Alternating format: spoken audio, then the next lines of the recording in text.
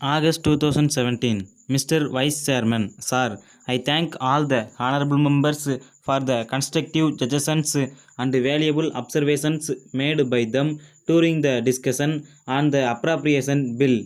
The Minister for Finance, while replying to the general discussion on the budget, covered all the points regarding block money, price rise, etc.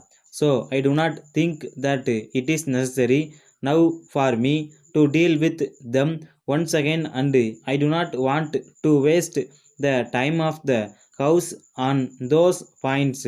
As many as 10 members have spoken on various points.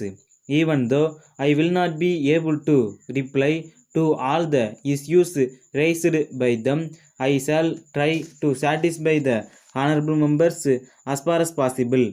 At the outset, one honorable member spoken about non-performance of public sector undertakings.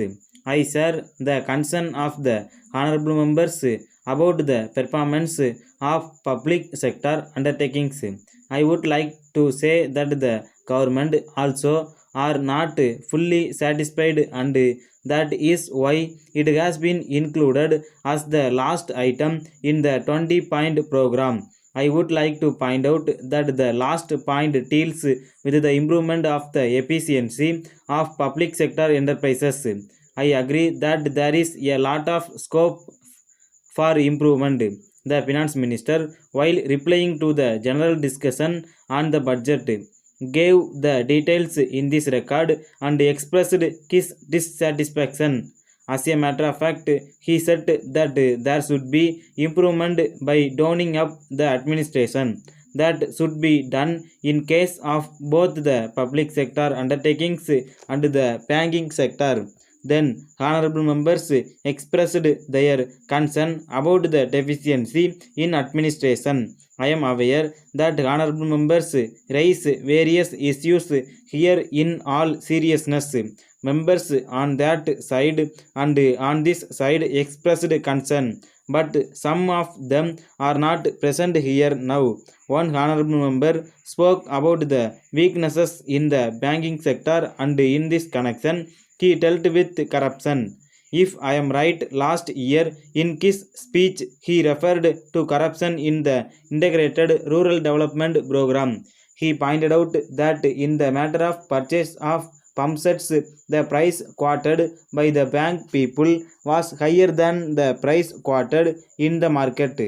He also stated that the benefit was not reaching the weaker sections of the people, and he also stated that there was some kind of corruption.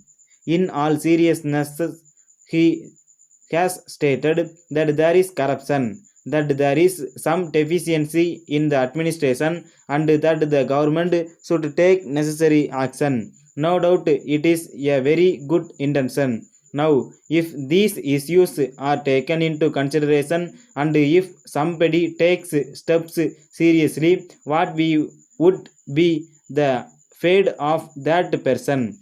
I am bringing this to the notice of the House. Honorable members may remember what happened in this House the other day. In the present circumstances, if we want to remove corruption, honorable members should realize what the reaction would be from the point of view of the people. It is stated that there is an element of corruption, but what can the minister do when it is said that the benefit is not reaching the weaker sections? The people concerned are not identified correctly. Then it is said again and again that the living condition of the poor sections of people living in the rural areas should be improved. If we do something, it is said that it is political. I have already stated what we have done after we took charge, and I do not want to repeat it. Letter from Secretary to Government Personnel and Administrative Reforms Department, Chennai, to all guests of departments. Sir, the practice of deputing state government servants on foreign service has been in vogue for a long time. There are also rules and regulations governing their service conditions. On such occasions, clarifications have been issued from time to time on certain points with regard to such deputation. There is the practice of giving one stage promotion to government servants on such occasions. It had been ordered some time ago that the existing orders of giving one stage promotion under the foreign body when government servants were deputed to foreign service were cancelled. In this connection, a doubt has been revised whether the request of the Government of India for deputation of personnel on higher scales may be allowed.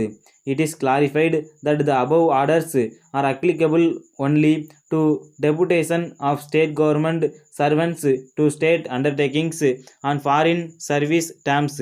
It may be pointed out that deputation of state government servants to the Government of India on higher scales is ordered only after obtaining the willingness of the government servants concerned, and the seniors who are not willing for such deputation will have to grievance.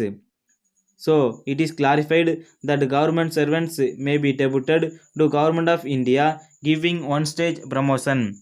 This may be followed in the case of deputation of state government servants to Government of India. Yours faithfully.